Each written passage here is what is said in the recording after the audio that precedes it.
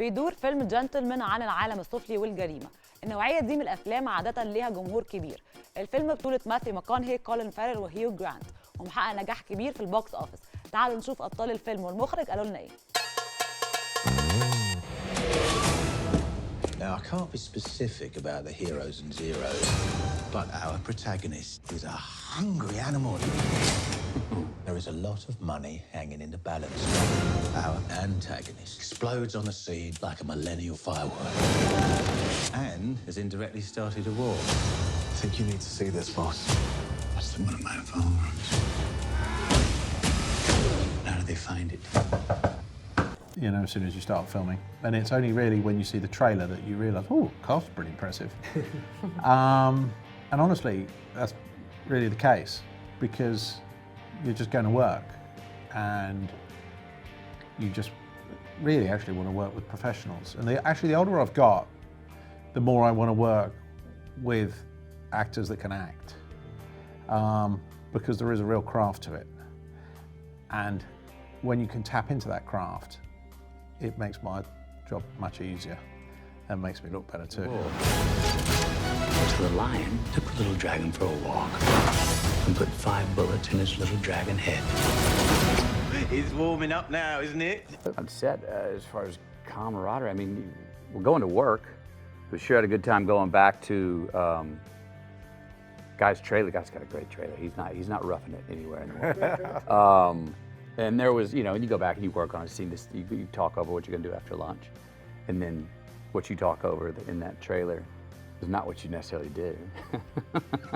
Because you come up with some more ideas out there an hour later when you're shooting the scene. Yeah.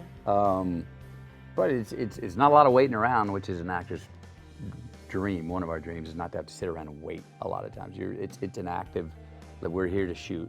Let's shoot when we have time. Let's talk about it in our dialogue. An actor's dialogue with the director is really through the performance, more so than meeting weeks before to talk about, here's my backstory. Our dialogue is, what'd you get? What'd you see? What'd you hear? And then, so that's in between takes or during a take is where you're having an actual dialogue with him. There once was a young and foolish dragon who came to ask a wise and cunning lion about acquiring his territory. Now, the lion, he wasn't interested, so he told the little dragon. And what I loved about the part is that, which I've talked about a lot today, is that she's, you know, she's not a sort of stereotype of these gangster wives who, you know, turn a blind eye and pretend they don't know what's going on. She's very much involved with Mickey, and it feels like there's a bit of a kind of backbone there, that she's kind of, you know, giving a bit of advice, and they've got like a great kind of team, a marriage that's like a good team, you know.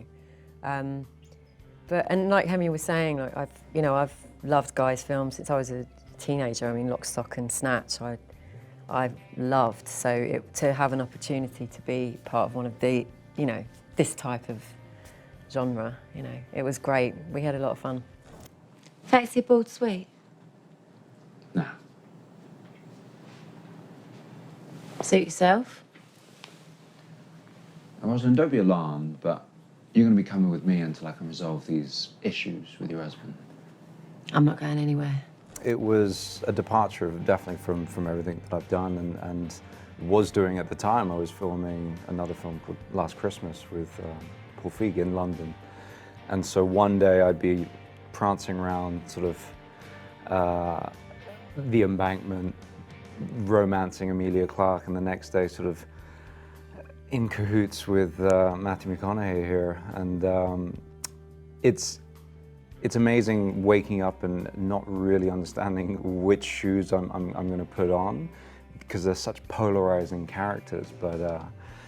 But to say it was a joy to spit out with much venom some of that dialogue, I think would be an understatement, because it's been every boy's dream who's grown up in the UK to sort of be a part of one of Guy's films and be on the sort of the pantheon of the greats and the most sort of quotable as such.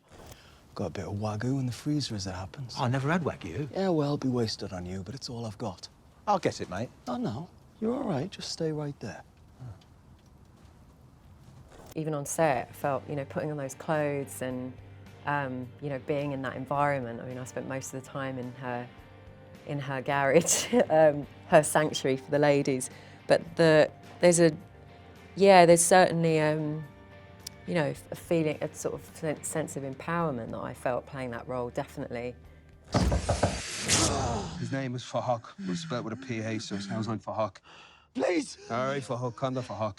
Please!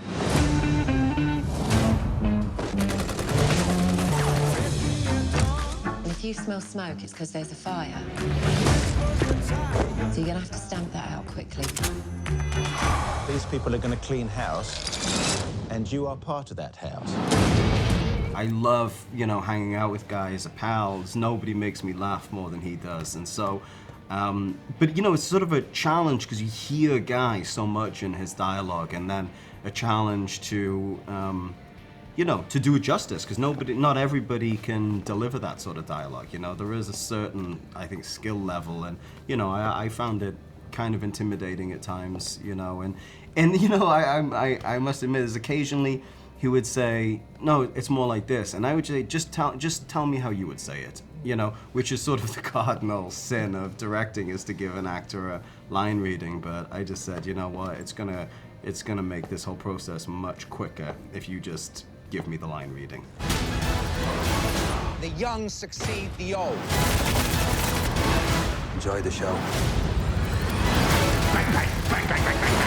It's gonna get messy.